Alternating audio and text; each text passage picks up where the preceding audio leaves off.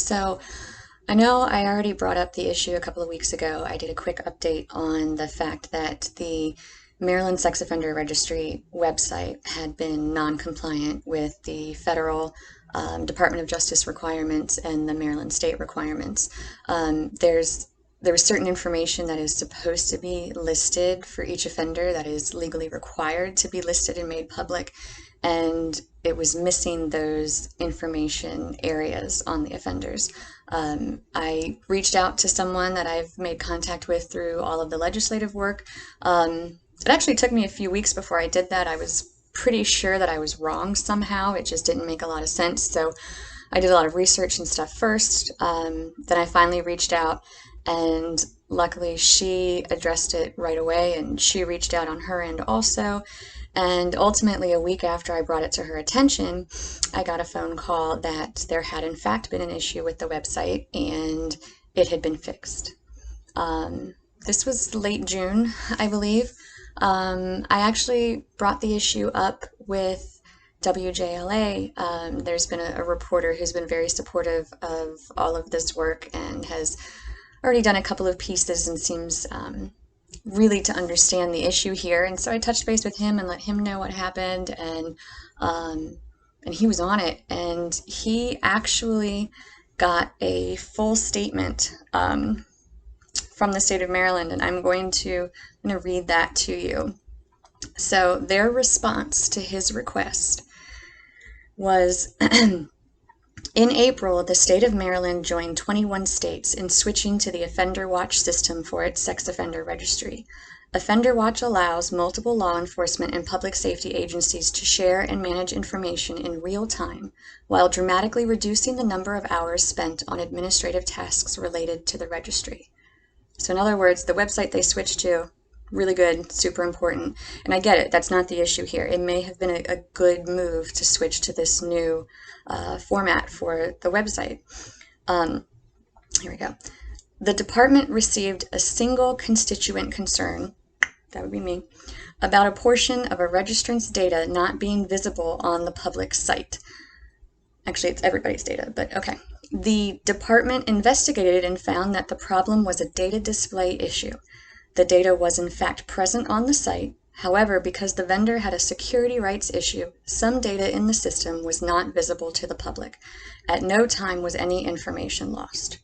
Okay, so we get it. They had the records, they knew what was going on, but the public couldn't see it. And it wasn't just the one offender, it was across the board. Another question I have on that is, if it was a vendor security rights issue, was the issue across the board for all of those 21 states or just Maryland? I don't really know. I don't really care at this point. Back to the response. The vendor corrected the issue several weeks ago when I brought it up. The department's IT professionals have reviewed the system and found no further issues. The department believes the problem was an anomaly, and the department has not received any other constituent concerns since that first call. That just means nobody else noticed, and nobody else knows what they're supposed to be looking for on there. The department considers Offender Watch to be a vastly superior tool for the public to use when inquiring about registered sex offenders, a significant upgrade to the previous platform used to manage the registry. So again, new website, it's good, that's great. They switched to it in April. In June is when I noticed that there was information that was missing across the board. Like the spots to put it in just didn't even exist. So, and then they addressed it then and got it fixed. So my understanding is that for 2 to 3 months, Maryland's sex offender registry was non-compliant. Nobody knew about it. Nobody was doing anything about it.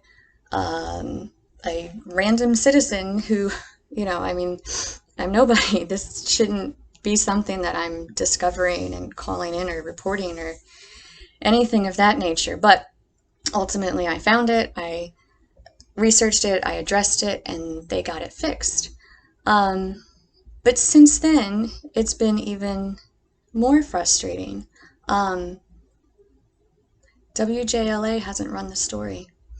I did an interview on it back on July 15th. July 23rd is when the state of Maryland responded to the issue and confirmed it was accurate. They wouldn't go on camera, but still, there's a written response. And there's still no air date on the story. I know with COVID-19, there's all sorts of things going on, and there's a lot more news activity than normal. But for reference, some of the WJLA stories from the past 24 hours, ABC 7 wins 13 prestigious regional Emmy Awards. That's super important. Loudoun County might be getting broadband internet in 2021. Okay.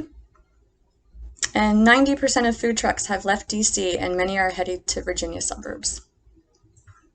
Interesting.